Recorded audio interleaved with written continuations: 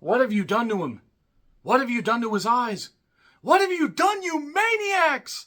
I'm John Renton with the Retro Review, Rosemary's Baby from 1968, written and directed by Roman Polanski, who has done films like The Tenant, Frantic, The Pianist, Chinatown, as well as many others, and he also sodomized a 13-year-old girl and fled the country to avoid persecution. So fuck Roman Polanski, the person, but a terrific director. But honestly, you don't flee the country unless you're fucking goddamn guilty, and it's a shame he has never paid for that horrible crime. He's also still alive. I don't know how. I don't know why karma hasn't taken him, but fuck Roman Polanski, the person. That being said, Rosemary's Baby pretty much helped elevate the subgenre of satanic-based horror and led to films like The Exorcist and many others. And Rosemary's Baby is considered basically pretty goddamn close to a cult classic. Pretty iconic in all honesty. It plays out beautifully, terrific acting, terrific cinematography, great building of tension. And because this film has been out for nearly 60 years, there's going to be spoilers throughout. So if you somehow have not seen Rosemary's Baby, I have, it's been about 15 or so years, there's going to be spoilers. But first, let me talk about the cast. You have Rosemary, played by Mia Farrow, who's married to Guy. Hi, Guy. Played by John Cassavetes, who was in Tempest. And Guy is not necessarily the best guy for her to date. But fortunately, Mia Farrow never made bad choices with anybody she dated, especially after this, like from 1980 to 1992. Good job there, Mia Farrow. Nevertheless, I guess you put up with a lot of shit. And man, she almost took like what Roman Polanski ended up doing and turned it, around to like, oh, nobody else could do that. Okay, I'm done dumping on Mia Farrow. Let's talk about this. Mia Farrow turns in a terrific performance as Rosemary, who is an expecting mother that has very nosy neighbors and essentially must solve this mystery before her and her baby are history. Rosemary's Baby Tales, woohoo. That's pretty much a lot right there. $2.3 million budget. In today's money, nearly $21 million. And yeah, that's it right there. So her and Guy move into this beautiful, old, somewhat run down, but also, it's weird. On the outside, it looks like a fucking castle. On the inside, it looks a little modernized. And there's strange stuff going on. Alicia Cook Jr. was, Watson Pritchard in House on Haunted Hill. I'm getting ahead of myself, that guy. He ends up explaining a lot of stuff about the previous tenant. She passed away. And also, I do want to mention that part of the reason I decided to watch this now and not during Horror Movie Month is they're apparently going to be doing a prequel to this because the first Omen was such a great prequel. Let's do this. Let's do a prequel to Rosemary's Baby, nearly 60 years after. Whatever, it's going on Paramount Plus, so at least I don't have to leave the house. So, he explains what's going on, and they love the apartment. They end up telling their landlord Hutch, played by Maurice Evans, not the gangster of love. Hutch wants them to stay, but he understands they have to go. Guy is an actor that is trying to get more work doing projects. And Rosemary wants to have kids in a movie called Rosemary's Baby, Surely You Jest. Rest of the cast, pretty goddamn packed. Ruth Gordon as Minnie turns into a terrific performance as a very nosy neighbor that means well, absolutely means well. Roman, Sidney Blackner, who is in high society. Ralph Bellamy as a doctor. You didn't have Phil Leeds. Charles Grodin had a brief cameo. Yeah, that Charles Grodin. Patsy Kelly and Victoria Vetri, who I have to say, lovely, absolutely lovely. And from there, we have a horror movie that takes its time. This movie is like 136 minutes long. It takes a while before anything really gets going. I mean, there's enough of an indication that things are just absolutely fucked at this apartment, but there we are. I did like the la la la la la la la la, over and over and over throughout the opening while they pan over the apartments. And there was a cabinet in the doorway, blocking a closet. Almost like the previous tenant knew something, or the previous tenant found out about something, and certain people didn't want it to be known. But the cabinet was easy to move. You could have nailed that shit down. But then we wouldn't have gotten the ending. So, Hutch talks about previous tenants, like the Trench sisters, who apparently ate children. And then a man named Adrian Marcado, who was attacked by people because maybe some people thought he was into witchcraft. So, yeah.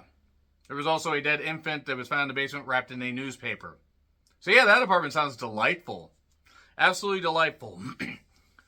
Terry basically talks to Rosemary in the laundry room, and she talks about being taken care of, saved from drugs, by a nice elderly couple in the place. I wonder if you can guess who that is. And then she dies. Just hurls out the window. Oh, look, satanic chanting 15 minutes in. Well, this seems delightful. I wonder if they can break the lease yet. So, Minnie is very forward.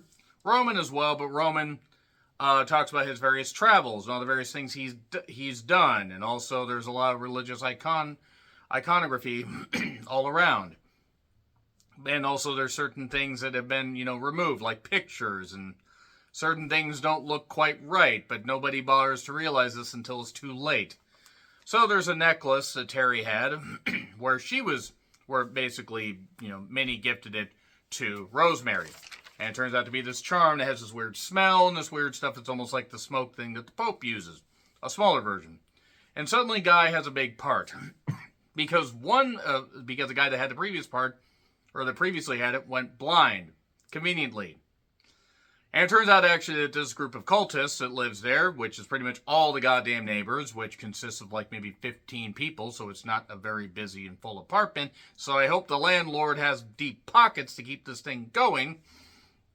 They they can, basically help out somebody, like they want to help out Rosemary and Guy so they can conceive the child of Satan by helping them out, getting Guy a big part. You take an item for one particular person, and you can curse them, and you can help that other person. Turns out that the other guy took Guy's tie, and Guy took his tie. So there you go. That's how they were able to do that. Guy says, oh, fuck it, let's have a baby. Let's have 3 babies, one after another and everything, and let's do what we can. Because you talk about having a baby, let's do it. Naturally, you would want to do that if you really love somebody, or if you just want to make them a baby factory. Don't do that. Always take care of your children. Don't have children unless you're ready. Better yet, don't have children. They're noisy little shits. I don't have any, but I worked at a movie theater and worked in enough customer service to know that kids are noisy little shits. That being said, Paul Denton is in this. That's a name I recognize. He's had quite the career. And yeah, she has this weird dream where she's drugged, and the neighbors are all, cultists, nude cultists, because that's what I wanted to see. I don't care if it's in the dark. But she's on this boat, the banana boat, and it says, this is no dream, this is really happening. Mia Farrow turned in a really great performance, but I've realized that Mia Farrow's maybe not exactly the best actress, but she was good in this. And instead of waiting until she was awake and doing it in the morning, he just decided to have his way with her while she was asleep and drunk. Don't do that. Don't fucking do that. Why would you do that? Why would you do that with anybody? Man, woman, animal, vegetable, mineral, don't care. So, this is set in 1965, by the way. She finds out she's pregnant 53 minutes in, so close to halfway through, thereabouts. Minnie and Roman are delighted. They're thrilled. And they get her to a guy named Dr. Saperstein, who, played by Mr. Bellamy.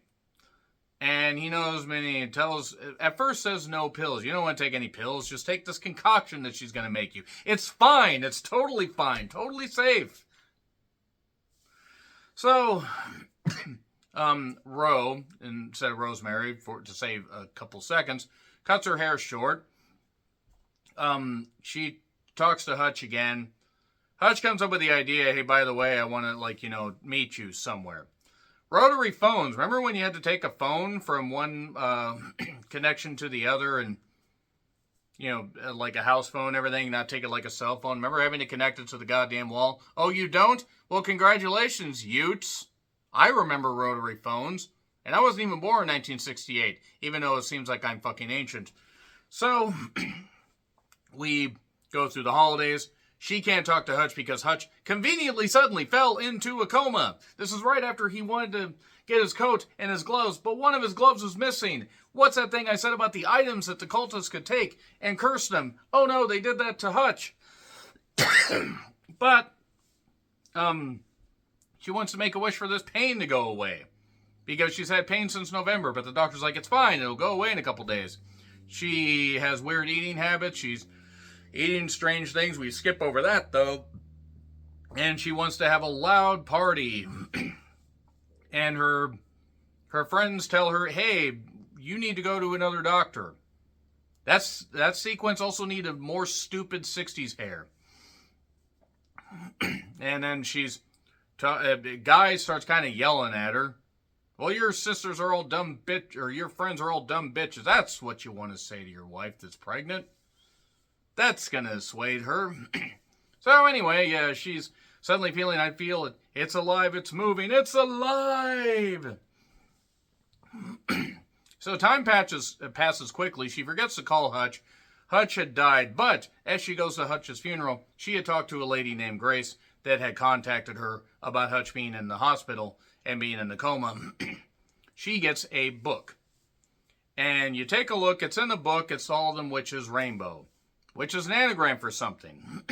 There's something that's an anagram. But what? So, Minnie knew the house that Hutch lived in. She takes a look at this book, by the way. Rose does. And there's a talk of this tannis root that had been put in this concoction, which is the devil's pepper, all these crazy things are going on. And this is advancing pretty quickly by this point. It really does kick in about halfway through. So, Stephen Marcato, Roman Castavet.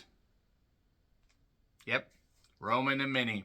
Sitting in a tree, watching for Satan to come through me. Gross. So, yeah, it turns out that that Stephen changed his name to Roman. Kind of changed that stuff around. There you go.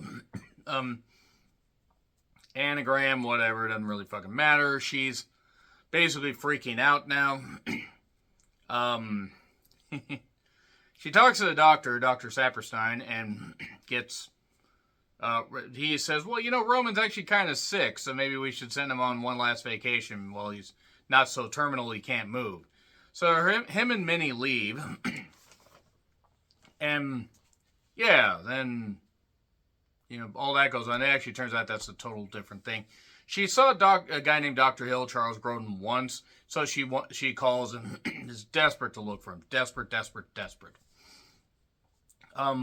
She sees a Time magazine there at Dr. Saperstein's office. Is God dead? More symbolism that, oh yeah, the Antichrist is coming along. She calls Dr. Hill, and basically he's like half awake.